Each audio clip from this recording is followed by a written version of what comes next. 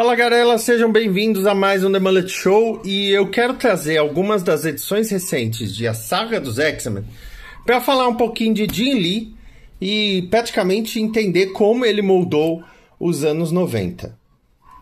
Vai, vinheta.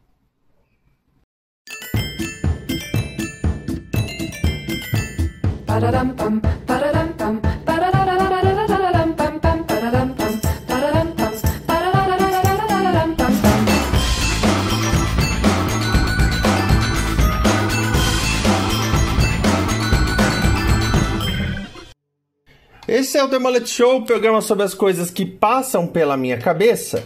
E eu, nos últimos tempos, tenho comprado a saga dos X-Men porque chegou numa fase que muito me apetece, que é o começo dos anos 90. Eu sou fã do traço do Jim Lee, eu vou confessar aqui, não tem problema nenhum em dizer. Mas aí eu quero entender um pouco o trabalho do Jim Lee. Essa é a edição 30, a capa não é do Jim Lee, é do Andy Kubert. E nessa época, o Jim Lee ainda dividia, então ele já tinha feito coisas da época da Austrália, mas aqui, olha, temos Kieron Dwyer, Mike Collins, Bill Jaska e Mark Silvestre. Mark Silvestre era o titular do gibi Uncanny X-Men. Por muito tempo ele foi titular. Mas, para o gibi sair a tempo, se contava com vários desenhistas diferentes. Tanto que nessa unidade aqui da saga, o Silvestre está na última edição. Tá? Então, aqui, você tem essa arte do Jim Lee. Mas no geral você não tem o Jim Lee. Aqui a coisa muda. Porque o Jim Lee começou a se destacar muito e ele ganhou a chance de se tornar o titular de Uncanny X-Men. Tá? Então, nós temos esta edição aqui. Que esse é o portátil. O portátil é o Jim Lee um pouco mais sujo na sua arte, o que não é nada mal. Mas aqui foi o portátil trilhando seu caminho, porque ele também queria conquistar seu espaço, e ele conquista para Uncanny X-Men. Isso é um assunto para um outro momento. Aí vem Uncanny X-Men 268, Os Cavaleiros de Madripoor. Uma história em dois momentos. Um momento que o Wolverine trabalha com o Capitão América e outro que ele trabalha com a Viúva Negra. E aí que o Jim Lee falou: eu vou ganhar o espaço de desenhista fixo. E ele mostra o porquê. Já começa com essa cena. Reparem a quantidade de texto, tá? Que o Claremont colocava. 1, 2, 3, 4, 5, 6, 7, 8, 9 falas. O Tisger, mas ok. E aí, o Jim Lee decide quebrar quadros para dar o dinamismo dele.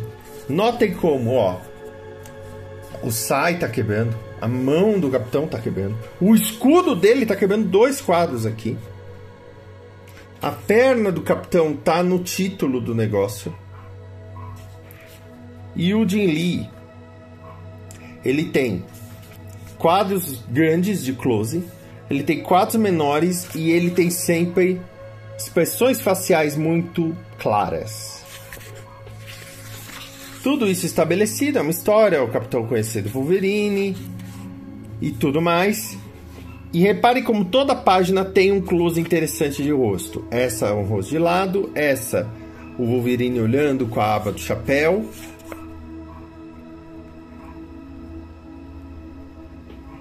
É uma linguagem um pouco diferente do que estava acontecendo na época. Ela é mais dinâmica, mas ela deixa tudo claro.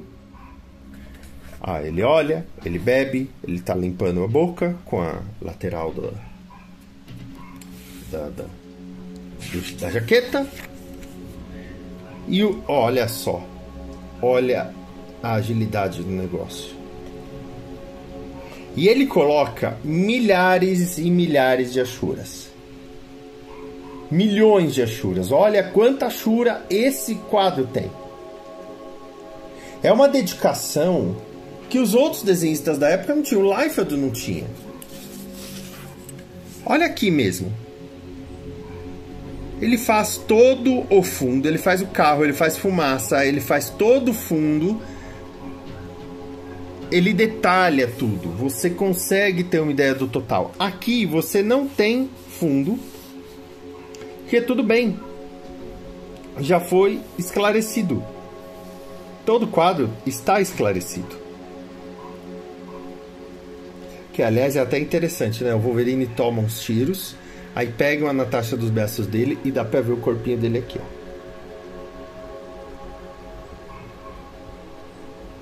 É um detalhe. Podiam não ter feito. O Jim Lee podia não ter feito, mas ele faz. A partir daqui, o Jim Lee se torna o mensal.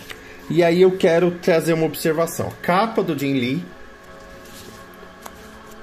E aí, arte do Jim Lee. Expressão. Ele adora a vampira, ele trabalha muito a vampira.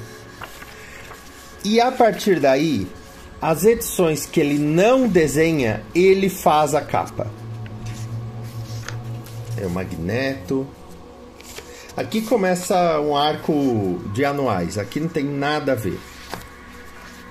Mas Programa de Extermínio, ele fez as 3 edições de Uncanny X-Men de Programa de Extermínio e fez as devidas capas. Então, o Jim Lee, que é um notório desenhista lento, ele trabalhou para não ser tão lento e entregar no prazo para que não tivesse tanto feeling. Tá? Aqui ainda dos anuais. Arthur Adams aqui.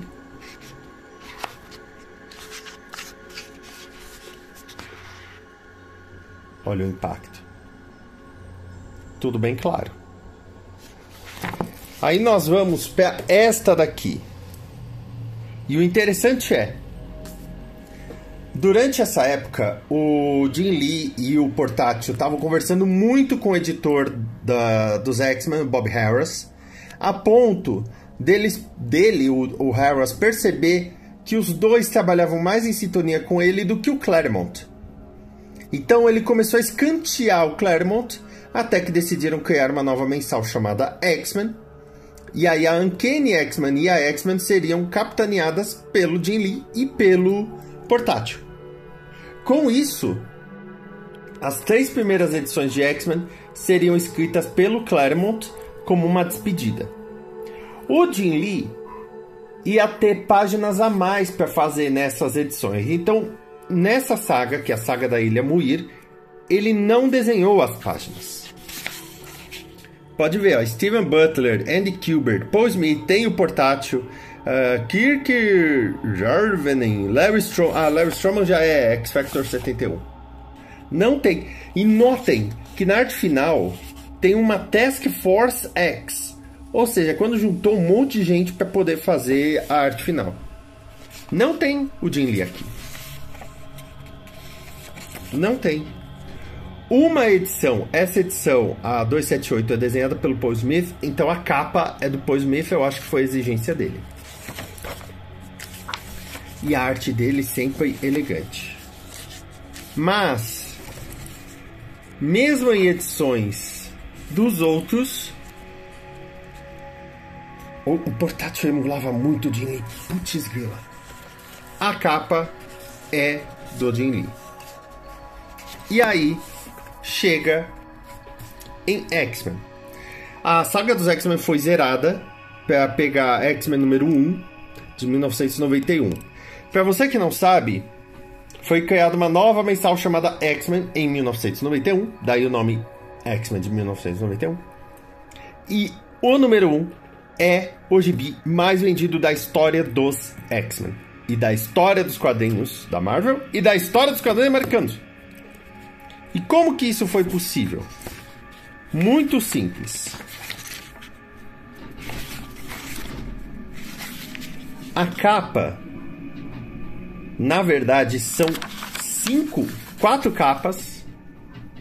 Tem uma do Homem de Gelo, uma com o Gambit, uma... Deixa eu ver se tem aqui no final. Não, não tem. Ah, veio o pôster, mas eu não vou pegar o pôster. Então, a Marvel vendeu esse gibi 5 vezes. Cada um com um pedaço da arte e o quinto com os pedaços juntos. Bobos eles, né? Vendeu 8 milhões de cópias. E aí é o Jim Lee com o terreno assegurado. E eu tenho que falar uma coisa. Em questão de roteiro, esse roteiro não é lá grandes coisas, tá? O lance aqui é realmente a arte.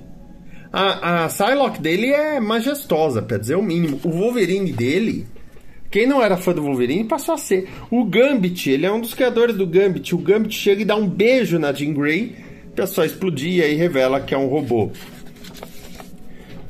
Todo esse dinamismo, todas essas expressões colocadas, olha a expressão da vampira aqui, ele adora vampira, né? Tudo isso é o que moldou os quadrinhos dos anos 90. Se você me disser que os quadrinhos dos anos 90 não têm uma fortíssima influência do Jim Lee, você está mentindo. O grande problema do Jim Lee é o que veio depois, porque pouco depois ele foi fundar a Image e basicamente ele ficou se repetindo ano após ano. Mas talvez isso seja assunto para outro dia. Obrigado por assistir esse vídeo, deixe o seu comentário e também aquele like. Assine o canal para saber o que estamos fazendo e temos a nossa comunidade também no Discord. Se você achar que merecemos, ajude através do Pix. Aqui tem outros vídeos para você continuar acompanhando. Até mais, amor e paz.